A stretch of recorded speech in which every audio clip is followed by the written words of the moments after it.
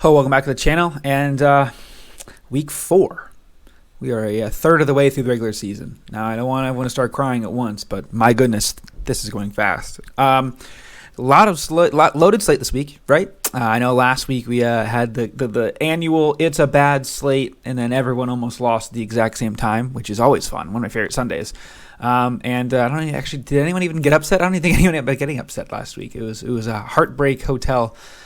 For anybody that's a huge underdog money line bettor, I know a lot of you are out there. So we'll just go through here, talking about all the list here. I got my bets I'm taking as well. I'm trying to think. Yeah. Let's just do the bets first. We can go through the card, and then we'll look at some other games. Top 25. I'm pretty much betting on every big game, I think. Purdue +6. Purdue at home against Wisconsin, 7 o'clock FS1 on a Friday night. A little Friday night action for you out there. Always like to get on the 5 o'clock game and set the tone for the rest of the weekend, excuse me. I was thinking about maybe taking Virginia at home against NC State +10, but it's Virginia, man. I can't be doing that. But yeah, looking at it, Purdue +6, 1 unit. I like them at home. Defensive coordinator, really got to get on the up and up here. You can beat one of your good rivals in Wisconsin in the Big Ten West and get to 500. You're below 500 right now, which is tough scene. You lost to, I don't even know who you lost to. Wasn't it like Virginia Tech or something? Let's see here. They lost to Syracuse. They beat Virginia Tech, but they lost to Syracuse. Ugh, you can't be losing to a basketball school. Purdue, you beat them in basketball probably, honestly. That's where we're at nowadays. Now we have the Michigan game. I know I bet on Michigan every week. Let's see my record on Michigan, actually. I know my record overall. We won last week. We won week 1. Did I not bet on Michigan last week? Am I a fraud? Or 2 weeks ago? Shoot, I guess I didn't take them. Interesting. But yeah, we're 24-21 on the season plus 0.1 units. 0.1. Hey, that's a lot. If you bet $10, it's $1. So... or $10 a unit, that's $1 up. So hey, we're in the green. Don't tell me I didn't make you money. You know what's free? Subscribe. The $1 I've gotten you can subscribe with it. Thank you. So keep the money, but just it's free sub. Michigan is playing Rutgers. Michigan covers this game. I know they haven't covered. There's a lot of narrative and discourse on Michigan not covering. Blah blah blah. Shut up. We're covering this week. It's a damn near guarantee. It's why it's 2 units. Okay, I know my 2-unit plays are a bit horrible, so I'm probably jinxing my own team here, but we're covering. Okay, Harbaugh loves to flex when he can. A bit healthier of a secondary. I think Harbaugh again. He's going to want to take advantage of it. Michigan first quarter, Michigan first half, even better. So, but we're going to go with the game here minus 23.5. Starters probably play the whole time this time instead of JJ playing one series of the third quarter like he has the entire year. Up next, big game. Florida State, Clemson. Now, those of you that follow me on Twitter, I have a Clemson problem. Well, especially on this YouTube. You actually wouldn't even know that I've had formal apologies and said that I am suffering from Stockholm Syndrome after being kidnapped by Dabo Sweeney. Guess what? I still have Stockholm Syndrome. Give me Clemson. You knew it was coming. I think everyone knew it was coming. Clemson +2 at home. I think it's actually 2.5. Yeah, I'm looking +2.5. Let me change my sheet here because I did these lines right when they came out. +2.5. I like them to pick them. I think they win the game outright. Okay, don't hate the over as well. But Clemson wins this game, and they're all the way back. And the SEC goes full, or ACC, excuse me, goes full ACC, and it's absolute chaos. And it leaves the Hurricanes alone at the top. Are you kidding me? You see what I did there. Up next, we've got Texas A&M and Auburn. Noon, ESPN, Kyle Field. I wanted to take Auburn bad because Texas A&M's run defense is very good. You got to throw it against them. Peyton Thorne. But yeah, we're just going to go with the over 51.5 points. I think it could be a good shootout here. I mean, I'm seeing I think both teams could get into the 30s. I know that's probably crazy. Connor Weigman. I think it's Weigman. I think that's how you say it. He's the best quarterback in the SEC potentially, which is crazy. I know it's that's been the company line this week from all the podcasts I've been listening to and stuff, but it's kind of sticking, which is crazy. Up next, 3:30. Great 3:30 slate, man. We've got 3 ranked matchups where both teams are ranked. First one, 2 of them are Pac-12. First one we're going to do. We're going to go out of order on my sheet here, but we're going to go Colorado, Oregon on ABC, over under 71. Oregon's a 21-point favorite. Everyone's going to be betting on Colorado because they're a public team. A lot of people hate Deion. Okay, let's do the Deion thing. God damn it. He does it all the time. He finds his way in all media.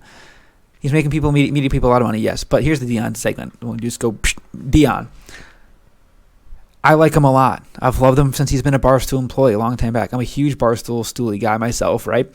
And he was Coach Prime on Barstool for a long time, right? And that was his thing. He did Barstool, and that's how he got onto the whole scene here. You know, got into coaching in high school in Texas, and then he went out in Jackson State.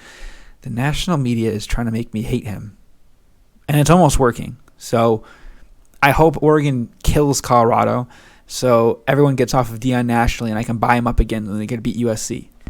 Okay, let's go. UCLA, Utah. I'm on the under in that game, by the way, Colorado, Oregon. UCLA, Utah. We're betting on the Michigan man himself, Dante Moore, future Wolverine. That's my prediction. We're going to take him plus 4.5 here on the road at Utah. Only thing for Utah is Cam Rising is coming back, which might not be a good thing at first, but it will be later. So maybe UCLA hops up to an early lead. You can probably cash out of the bet early if you're scared.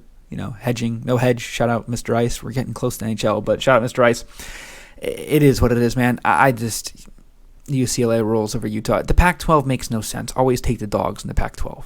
They almost always win outright. I think Portnoy did that a few years back, where it was like all of the Pac-12 dogs went outright at some points. It was crazy. You just you can take them outright, but points are like vitamins. You gotta take them. That's everyone's trademark there.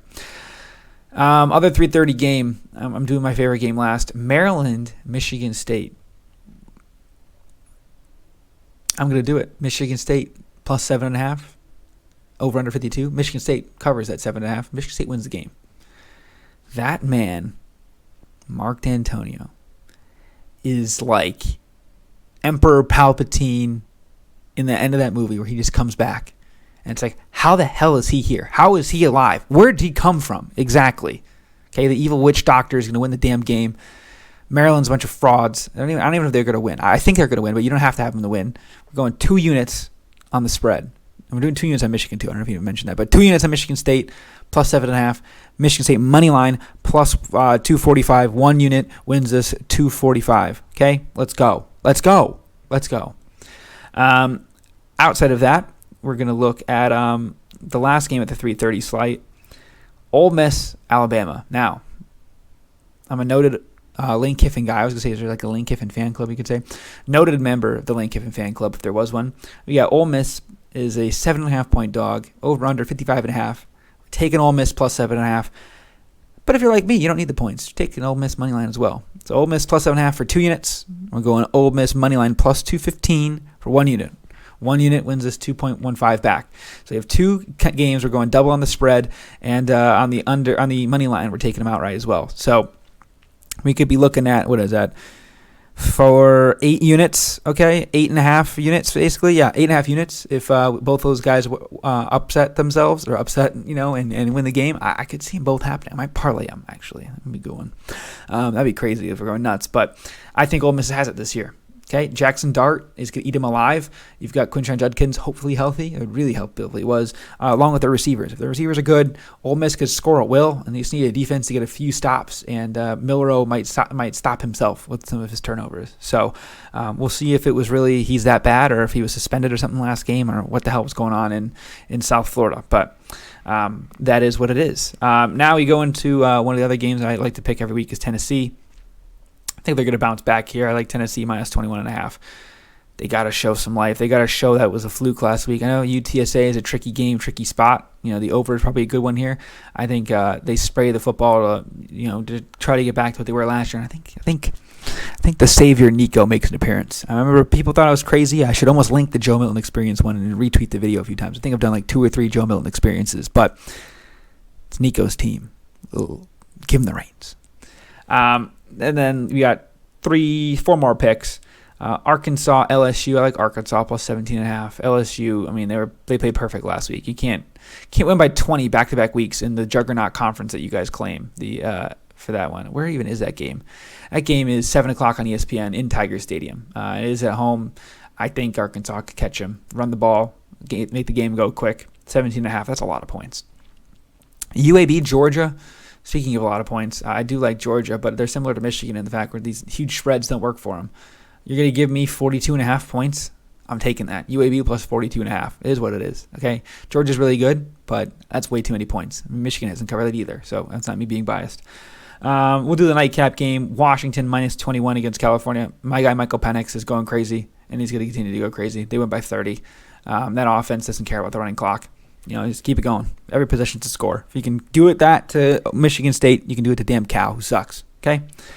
Super late at that one. What time even is that game? That's the last one. 10:30 on ESPN. Then we got the game everyone's talking about. Akron, Indiana. No, just kidding. We have Ohio State, Notre Dame in South Bend, Indiana, Notre Dame Stadium. Ohio State is a 3-point favorite right now, over under 55.5. Every single person on Twitter Spaces has said the over, where I almost want to take the under at this point because they're acting like it's going to be like a both teams in the 30s game, which is an easy hit of the over, but I don't see it. I don't know. I'm just going Ohio State money line. Now, there's a few reasons for this one, okay? And not many of them have anything to do with football. One, if I think Ohio State's going to win, I can take the air out of their win when I come back later and be like, hey, look at this clip. I picked you to win. Who cares? Two, I like Ohio State to be undefeated for the sake of the conference. In the crazy, bizarre world scenario where Michigan loses to Penn State or to Ohio State, them beating Notre Dame is better for Michigan. It just is what it is, okay? In a vacuum, it's better for Michigan if Ohio State wins. It is what it is. In a non-vacuum, it'd be great for Ohio State to win so they have more confidence and don't fix as things and don't go as hard in practice because the one-loss Ohio State teams usually do better. I don't know if that's me fake newsing, but it's whenever they lose early in the season, they usually do really well. That just is how they operate, I think, sometimes. Again, it could be totally making that up. This is just me going off of vibes as a Michigan fan. And finally, Notre Dame's the worst, man. I hate them so much. They're so close to Ohio State in terms of hate for me. It's crazy, okay? Michigan State at this point is just so futile. I don't even care right now. Notre Dame is so annoying. Join a conference. You're a bunch of cowards. Join the Big Ten so we can kick your ass every year. Please. Notre Dame loses this game to Ohio State. It's going to be really close. It'll be a great game. I'm sailing this weekend, and I really hope I get to see this game. But yeah, that's all it is for the picks. Quick recap: Purdue plus 6, Michigan minus 23.5, Clemson plus 2.5, over in Texas A&M Auburn, Ole Miss plus 7.5, Ole Miss money line, under 71 Oregon, UCLA plus 45, Michigan State plus 7.5 and money line, Tennessee minus 20.5, Arkansas plus 17.5, UAB plus 42.5. Excuse me, Ohio State money line minus 170, 1 unit. And Washington minus 21. The 2-unit plays are Michigan State spread, Ole Miss spread, and Michigan against the spread. Thank you all for watching. Please like and subscribe. We'll see you guys next time. Peace.